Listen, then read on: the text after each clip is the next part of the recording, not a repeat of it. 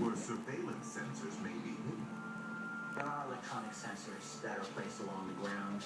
There are sensors, we're told, that can detect heat signature. That's helpful at the daytime, but it's especially helpful at night if you try to sneak in. There are very sophisticated microphones, and they're actually hidden in the bushes. There are motion sensors, small cameras that are mounted around. There are also snipers working at Area 51, and these snipers come from Delta Force. Delta Force snipers are the best snipers in the entire world. These are kill machines.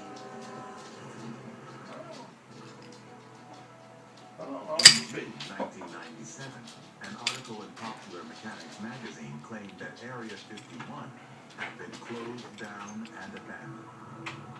But many believe the top secret work continues, and in fact has expanded in recent years. Over the past decade, satellite images have revealed new runways, hangars, buildings, and radar facilities. And every day, secret so-called Janet flights carry workers from Las Vegas directly in and out of Area 51. What do you need? I'll grab it. It takes you to the test site and you fly in a white 737 unmarked with a red strip down each of the fuselage sides. It's the gateway to Area 51. You cannot drive your car to Area 51, but you can take their designated bus. There's no such thing as commuting to Area 51. It doesn't exist. Before stepping foot on the base, employees and their families undergo an intense background check to ensure they will maintain complete secrecy. But perhaps the most secure aspect of the base is the fact that even the workers don't really know what goes on there. Even though I was allowed in there, there were things I wasn't allowed to see.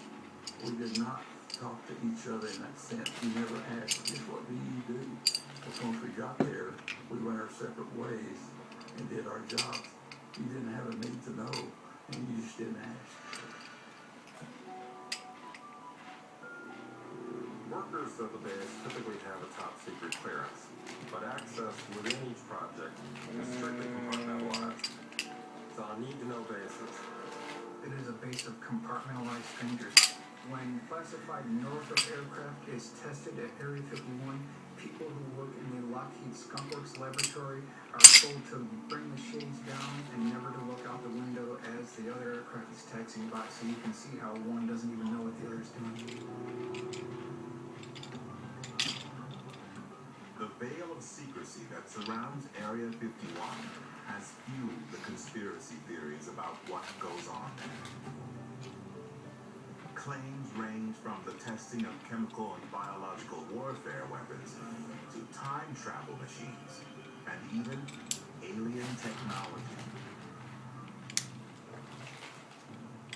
Area 51 didn't become known because we tested our secret aircraft there. It became known because people made the claim that there is this place called Area 51 where we tested flying saucers.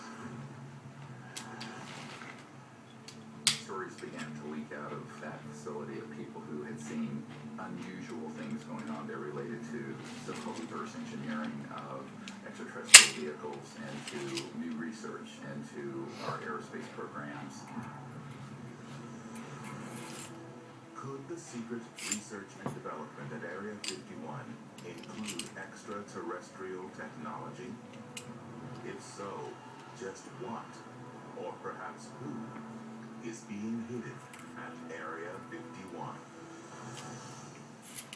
Coming up, There's a lot of evidence that we did retrieve an extraterrestrial vehicle there. The craft looked unusual. It was almost like they'd come out of a mold. Inside each hangar was a flying saucer. What if an entire car insurance company was